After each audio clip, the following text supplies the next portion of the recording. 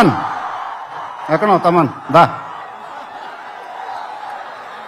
తమన్ అంటే నాకు చాలా ఇష్టం, నాకు బ్రదర్ లాగా.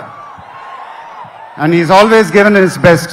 కానీ ఈ సినిమాలో మాత్రం ఆ లాస్ట్ పాట, కుర్చీ మడత పెట్టి అనే పాట, నేను త్రివిక్రమ్ గారు అడిగి ఇలా చేస్తామని అడిగితే అసలు ఆలోచించకుండా ఇమీడియట్గా మాకు ఇచ్చాడు.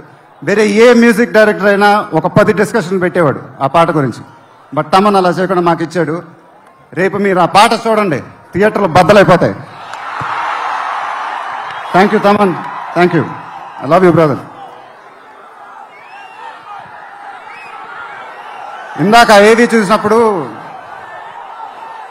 నాది 25th ఇయర్ అంట. అది నాకే అర్థం కాల. త్రివిక్రమ్ గారు కూడా చెప్పారు 25 సంవత్సరాలు. మీరు చూపించిన అభిమానం నేను ఎప్పుడు మర్చిపోలేను. ప్రతి ఏడు అది పెరుగుతానే ఉంది. అది థ్యాంక్ యూ సో మచ్. మాటలు లేవు, ఏం చెప్పాలో నాకు తెలియదు. ఎప్పుడు చెప్తూ ఉంటానుగా, చేతులు ఎత్తి దండం పెట్టడం తప్ప ఏం తెలియదని.